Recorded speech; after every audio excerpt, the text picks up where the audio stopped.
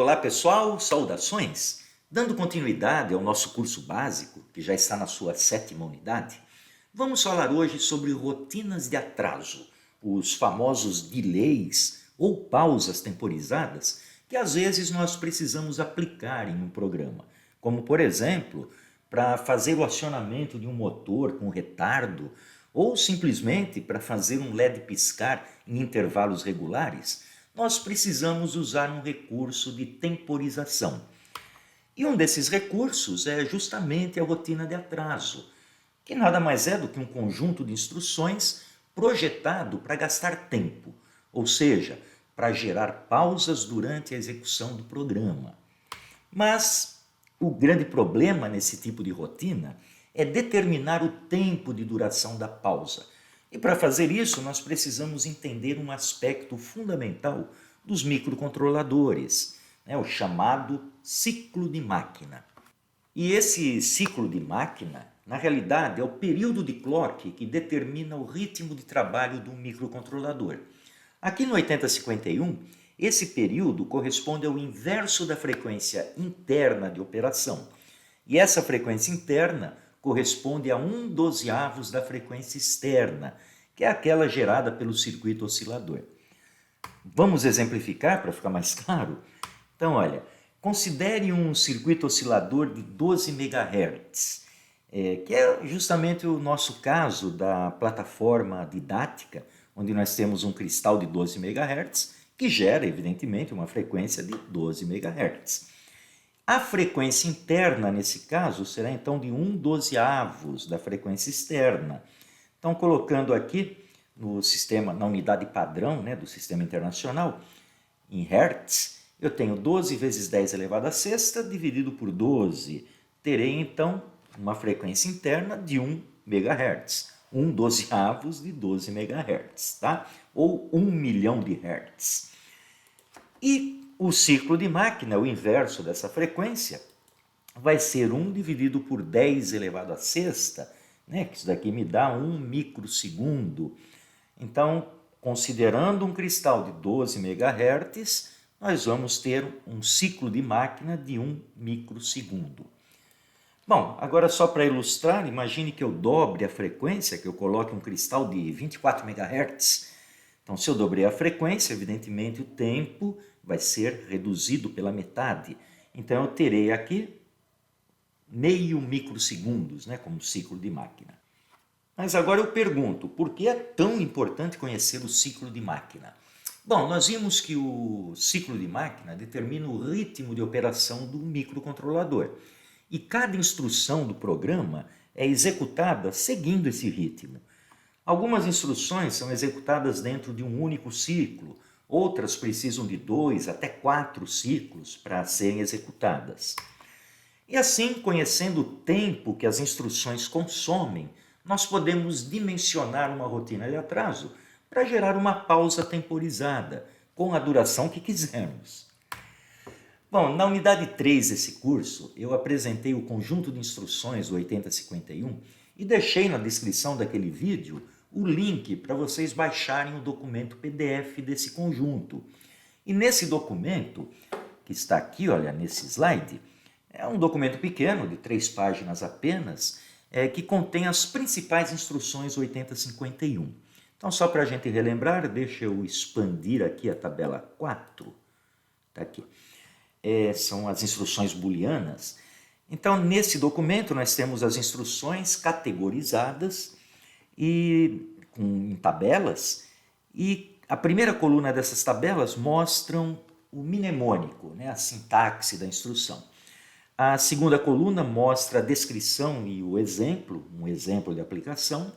Depois nós temos o número de bytes que essas instruções ocupam na memória de programa. E a última coluna mostra justamente o número de ciclos de máquina que cada uma dessas instruções consome.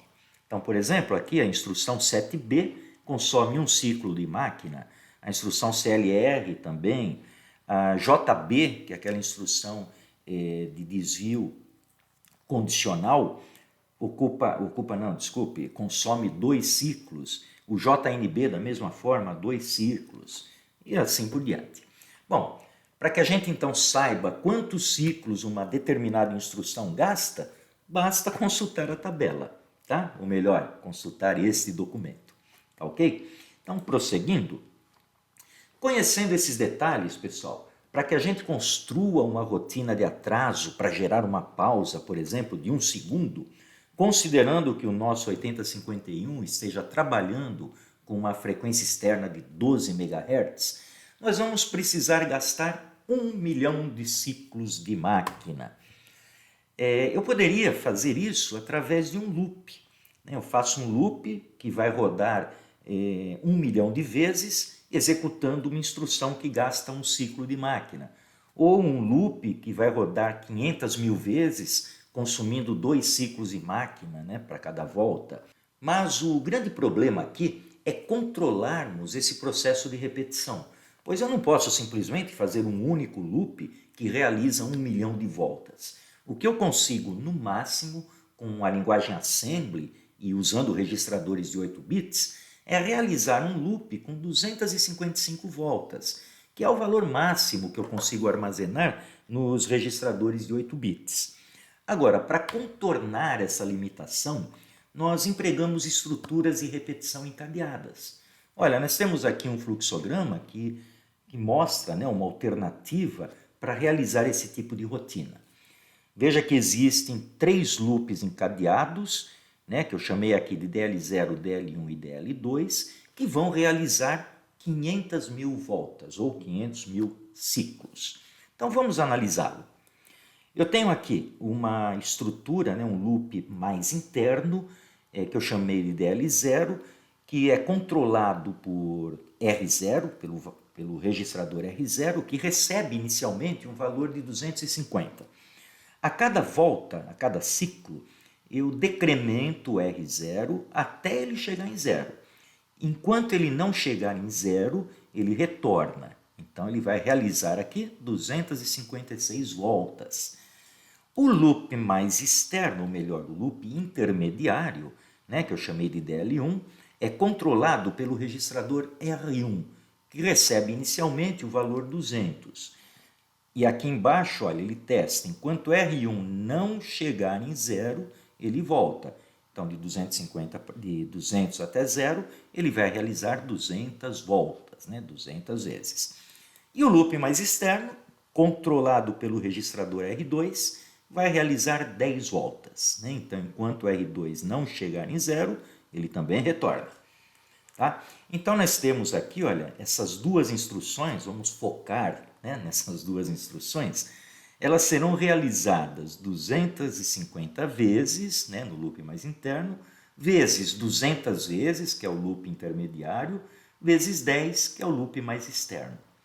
Com isso, eu vou ter 500 mil vezes. Se essas instruções, se cada uma dessas instruções consumir um ciclo de máquina, significa que eu vou ter 2 ciclos de máquina multiplicados por 500 mil, ou seja, 1 milhão de vezes, né? 1 milhão de ciclos. Né? Considerando o nosso cristal de 12 MHz, eu vou ter aqui só com essas duas instruções 1 segundo. Né? Já, né, consegui gerar uma rotina para gastar 1 segundo.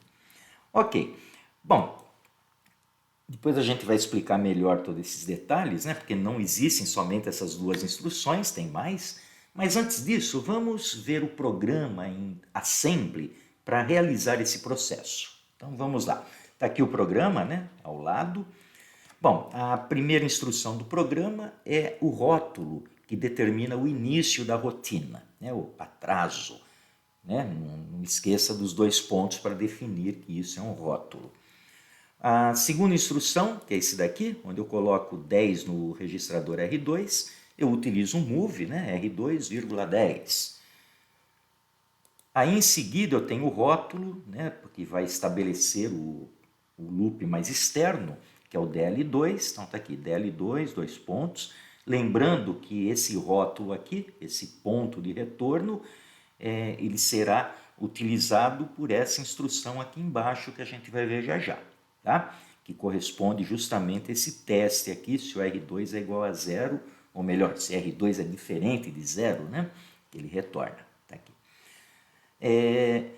Aqui nós temos a instrução move para mover o valor 200 para o R1. Então, move R1, 200, não esquecendo da cerquilha na frente. Depois o rótulo do loop intermediário, DL1, 2 pontos. Depois a atribuição do valor 250 para o registrador R0, tá aqui. E o último rótulo, né, da estrutura mais interna, que é o DL0.